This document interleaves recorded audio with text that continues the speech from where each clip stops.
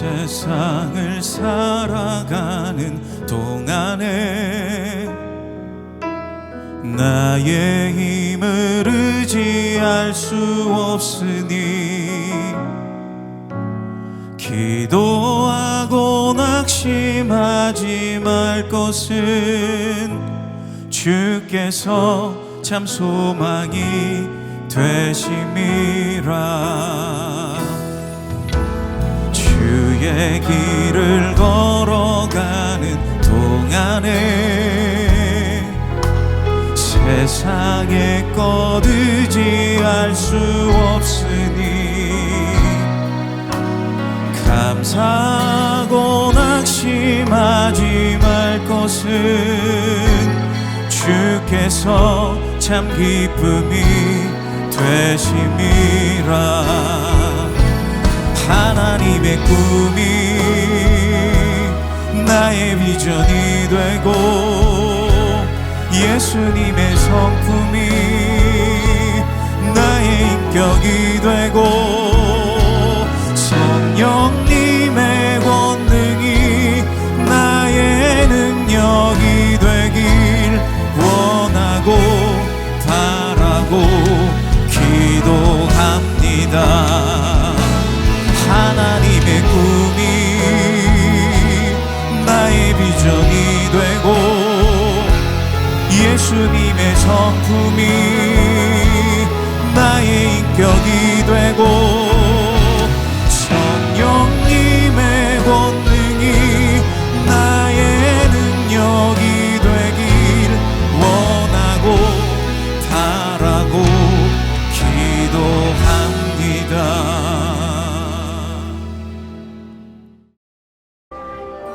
예루살렘 성벽을 봉헌하게 되니 각처에서 레위 사람들을 찾아 예루살렘으로 데려다가 감사하며 노래하며 재금을 치며 비파와 수금을 타며 즐거이 봉헌식을 행하려 하며 이에 노래하는 자들이 예루살렘 사방 들과 느도바 사람의 마을에서 모여들고 또 백길갈과 게바와 아스마의 들에서 모여들었으니 이 노래하는 자들은 자기들을 위하여 예루살렘 사방의 마을들을 이루었습니다. 제사장들과 레위 사람들이 몸을 정결하게 하고 또 백성과 성문과 성벽을 정결하게 하니라. 이에 내가 유다의 방백들을 성벽 위에 오르게 하고 또 감사 찬송하는 자의 큰 무리를 둘로 나누어 성벽 위로 대오를 지어 가게 하였는데 한 무리는 오른쪽으로 분문을 향하여 가게 하니 그들의 뒤를 따르는 자는 호세야와 유다 지도자의 절반이요 또 아사랴와 에스라와 무슬람과 유다와 베냐민과 스마야와 예레미야이며 또 제사장들의 자손 몇 사람이 나팔을 잡았으니 요나단의 아들 스마야의 손자 마따냐의 증손 미가야의 현손 삭굴의 5대손 아삽의 6대손 스가랴와 그의 형제들인 스마야와 아사렐과 밀랄레와 길랄레와 마에와 느다넬과 유다와 하나니라. 다 하나님의 사람 다윗의 악기를 잡았고 학사 에스라가 앞서서 샘문으로 전진하여 성벽으로 올라가는 곳에 이르러 다윗성의 층계로 올라가서 다윗의 공 윗길에서 동쪽으로 향하여 수문에 이르렀고 감사 찬송하는 다른 무리는 왼쪽으로 행진하는데 내가 백성의 절반과 더불어 그 뒤를 따라 성벽 위로 가서 화덕망대 윗길로 성벽 넓은 곳에 이르고 에브라임 문이로 옛문과 어문과 하나넬 망대와 한메아 망대를 지나 양문에 이르러 감옥문에 멈추매 이에 감사 찬송하는 두 무리가 하나님의 전에 섰고 또 나와 민장의 절반도 함께하였고 제사장 엘리야김과 마아세야와 미냐민과 미가야와 엘요에네와 스가랴와 하나냐는 다 나팔을 잡았고 또 마아세야와 스마야와 엘라살과 우시와 여호하난과 말기야와 엘람과 에셀이 함께 있으며 노래하는 자는 크게 찬송하였는데 그 감독은 예스라히야라. 이날에 무리가 큰 제사를 드리고 심히 즐거워하였으니 이는 하나님이 크게 즐거워하게 하셨습니다. 부녀와 어린아이도 즐거워하였으므로 예루살렘이 즐거워하는 소리가 멀리 들렸느니라. 그날에 사람을 세워 곡간을 맡기고 제사장들과 레위 사람들에게 돌릴 것, 곧 율법에 정한 대로 거제물과 처음 익은 것과 11조를 모든 성읍밭에서 거두어 이 곡간에 쌓게 하였느니, 이는 유다 사람이 섬기는 제사장들과 레위 사람들로 말미암아 즐거워하기 때문이라. 그들은 하나님을 섬기는 일과 결례의 일을 힘썼으며 노래하는 자들과 문지기들도 그러하여 모두 다윗과 그의 아들 솔로몬의 명령을 따라 행하였으니, 옛적 다윗과 아삽의 때에는 노래하는 자의 지도자가 있어서 하나님께 찬송하는 노래와 감사하는 노래를 하였음이며, 스룹바벨 때와 느헤미야 때에는 온 이스라엘이 노래하는 자들과 문지기들에게 날마다 쓸 몫을 주되 그들이 성별한 것을 레위 사람들에게 주고 레위 사람들은 그것을 또 성별하여 아론 자손에게 주었느니라.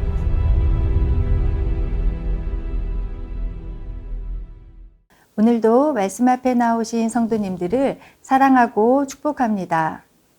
느헤미야는 구약시대 바벨론 포로 귀환 이후 무너진 예루살렘 도성을 다시 세우는데 핵심 역할을 했던 지도자입니다. 페르시아 왕 아닥사스다의 술관원이라는 높은 관직에 오른 인물입니다. 포로 출신의 이방인이 제국의 핵심 관직에 오른다는 것이 결코 쉬운 일은 아니었을 것입니다. 이는 느헤미야가 단순히 운이 좋았던 것이 아니라 탁월한 실력과 신뢰받을 만한 인품을 겸비한 인물이었음을 보여줍니다. 세속의 왕도 가까이 두고 싶을 만큼의 사람이었던 거죠. 느헤미야는 자신의 성공을 세상에서 안락하게 살며 개인의 편안함을 누리는데 사용하지 않았습니다. 느헤미야 1장 3, 4절을 보면 그들이 내게 이르되 사로잡힘을 면하고 남아있는 자들이 그 지방 거기에서 큰 환난을 당하고 능력을 받으며 예루살렘 성은 허물어지고 성문들은 불탔다 하는지라. 내가 이 말을 듣고 앉아서 울고 수일 동안 슬퍼하며 하늘의 하나님 앞에 금식하며 기도하여. 그는 황폐해진 고향을 향한 깊은 그리움과 하나님의 백성을 향한 사랑으로 마음 아파하며 기도하는 참된 신앙인이었습니다. 하나님께서는 느헤미야에게 높은 지위와 정치적 힘을 주셨습니다. 그는 그것을 자신의 안락함과 성공의 유지를 위한 도구로 삼지 않았고 오히려 무너진 하나님의 도성과 고통받는 백성을 위해 울며 금식하며 기도했습니다. 하나님께서 여러분에게 세상에서 높은 지위와 명예, 재정과 건강, 많은 사람에게 영향력을 미칠 수 있는 위치와 기회를 주셨는데 그것들을 오직 개인의 안위를 위해 소비하며 살아가고 있지는 않은지요. 아니면 느헤미야처럼 무너진 교회를 위해 상처 입은 영혼과 잃어버린 세대를 위해 애통해하며 기도하며 여러분에게 주어진 것들을 사용하고 계신가요? 하나님이 주신 모든 축복과 은혜는 나를 드러내기 위한 것이 아니라 하나님 나라를 세우기 위한 사명을 위해 주신 것입니다. 귀환한 백성들은 스룹바벨의 지도하에 성전을 다시 세웠는데 그 기간이 20년 정도 걸렸습니다. 하나님의 성전은 세워졌지만 하나님의 도성으로서 백성들이 살 만한 안전한 도시는 세워지지 못한 상황에서 느헤미야가 총독의 지위를 가지고 예루살렘으로 돌아가서 성벽 재건을 완성합니다. 많은 어려움에도 탁월한 리더십을 가진 느헤미야는 한 손에는 도구를, 한 손에는 무기를 들고 성벽을 쌓게 했습니다. 느헤미야 4장 17, 18절을 보겠습니다. 그들이 성을 건축하매 백성 중에는 한 손에는 도구를 들고 다른 손에는 무기를 잡고 건축하며 뒤따르는 자와 앞서는 자가 다 그 일을 행하였더라. 건축하는 자와 그 등 뒤에서 지키는 자가 각기 자기 자리에 서서 이스라엘의 모든 자손이 자기 맡은 일을 하였더라. 이렇게 해서 성벽은 52일 만에 재건되었습니다. 이스라엘은 바벨론에서 포로민으로 70년의 세월을 보냈고 고레스 왕을 통해 고국으로 돌아갈 것을 허락받은 후 소수의 사람들만이 황폐한 고국으로 돌아가 하나님을 예배하는 신앙 공동체를 세우려고 했습니다. 그 사명을 완수하기까지 90년이 넘는 시간이 걸린 것입니다. 하나님의 사명이 단기간에 이루어지기도 하지만 많은 경우는 오래 참음과 인내로써 기도하며 멈추지 않고 가야 할 때가 더 많은 것 같습니다. 현대를 사는 우리의 삶은 속도와 성과 중심으로 돌아갑니다. 회사에서 프로젝트를 성공시키거나 SNS에서 많은 구독, 좋아요를 받으면 마치 내가 대단한 사람이 된 것 같은 생각이 들곤 하죠. 하지만 느헤미야 시대처럼 성벽을 완성했다고 해서 그것만으로 충분한 것은 아닙니다. 중요한 것은 나의 삶이 하나님께 영광을 돌리고 감사하며 예배하는 삶으로 이어지고 있는가입니다. 오늘 함께 읽은 본문에서 사명을 완수하고 하나님께 올려드리는 봉헌식은 말 그대로 축제의 현장이 아닐 수 없습니다. 27절과 30절은 각 지방에서 레위인과 찬양대가 예루살렘으로 와서 수금, 비파, 제금 등 각종 악기로 주님을 찬양할 준비를 합니다. 제사장과 레위인들은 자신들과 백성들 그리고 성문과 성벽을 정결하게 함으로 하나님 앞에 드려지는 거룩한 예배를 준비합니다. 말씀을 준비하면서 우리는 매주 예배를 드리고 원하면 언제든 예배로 나아갈 수 있기 때문에 예배 자체에 대한 감격이 별로 없을 수 있겠다라는 생각이 들었습니다. 그러나 북한에 있는 신앙인들에게 마음껏 예배 드릴 수 있는 시간이 주어진다면 아마도 오늘 봉헌식으로 준비하는 이스라엘 백성들과 같지 않을까 생각해 보았습니다. 하나님께 드리는 예배의 기본은 감격입니다. 나를 구원하신 하나님의 놀라운 은혜를 기억하며 최고의 존재에게 나의 최선을 드리는 것이 바로 예배입니다. 어떤 예배의 자리든 이 예배가 내 삶의 마지막 예배라는 생각을 가지고 전심으로 하나님만을 높이는 참된 예배자가 되시길 바랍니다. 31절과 42절에서 느헤미야는 두 개의 큰 찬양대를 조직합니다. 한 팀은 오른쪽으로 진행하고 다른 팀은 왼쪽으로 진행합니다. 이는 예배는 질서 가운데 드려져야 하는 것임을 보여줍니다. 질서 있게 성벽 위를 돌며 감사와 찬송으로 하나님을 높입니다. 제사장들은 나팔을 불고 노래하는 자들은 크게 찬양을 하고 재건된 성벽 위에서 찬양이 울려 퍼집니다. 이스라엘의 회복의 절정은 성전이 세워진 것도 성벽이 재건된 것도 아닌 바로 그곳에서 하나님께 신령과 진정으로 드리는 예배가 회복되었다는 것에 있습니다. 혹시 성도님들 가운데 예배의 자리가 무너져 있다면 회복되는 은혜가 있기를 바랍니다.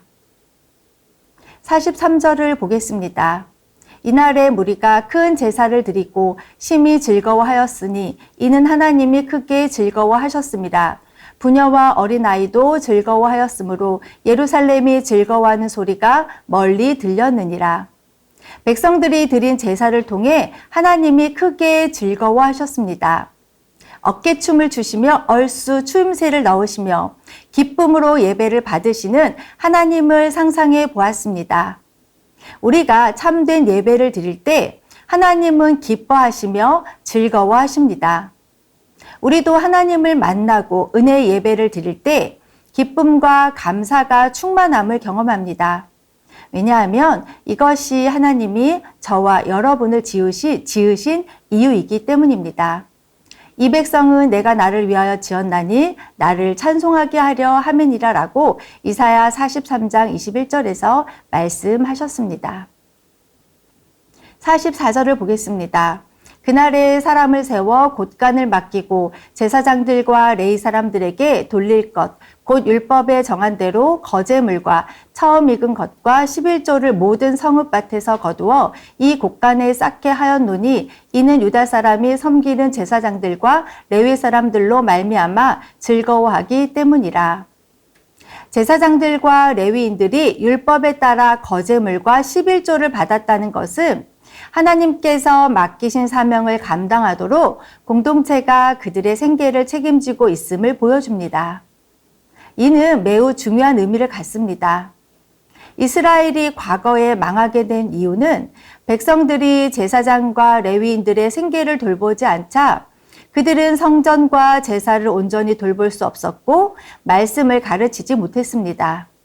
결과적으로 백성들은 말씀에서 멀어졌고 우상 숭배, 불순종으로 하나님의 심판을 받았기 때문입니다.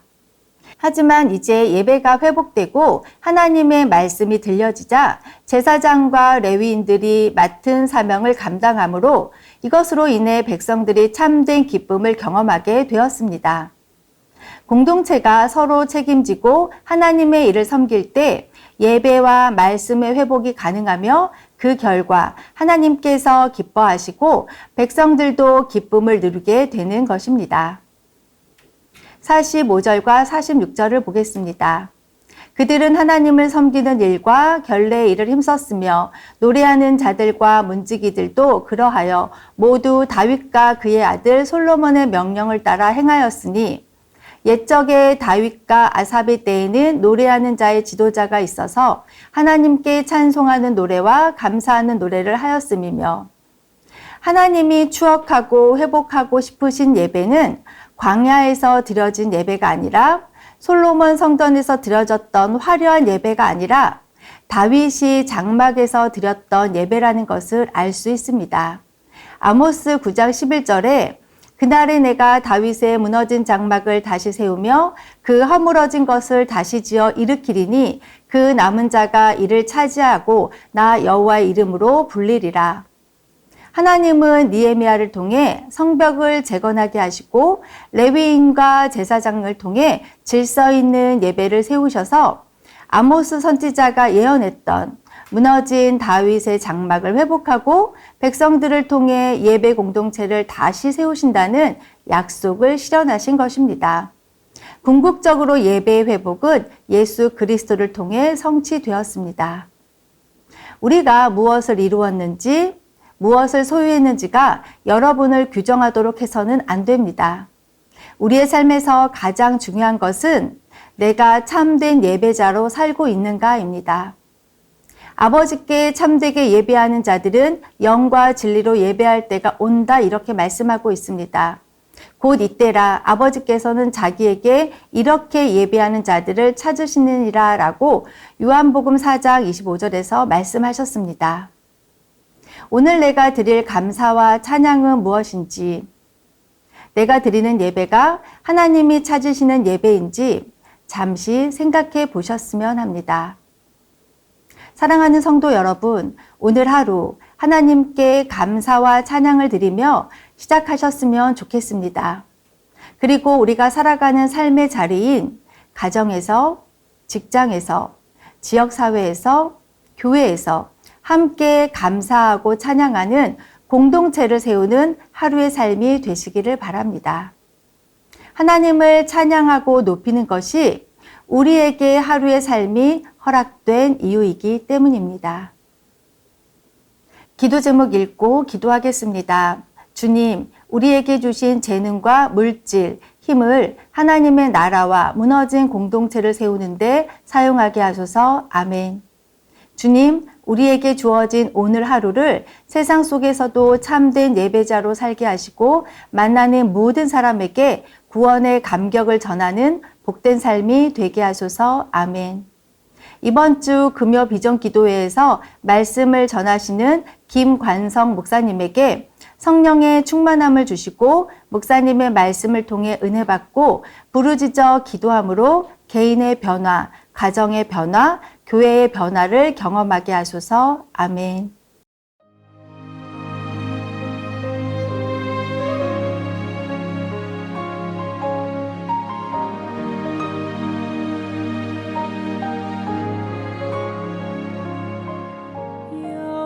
여호와는 나의 목자시니 내가 부족함 없으리.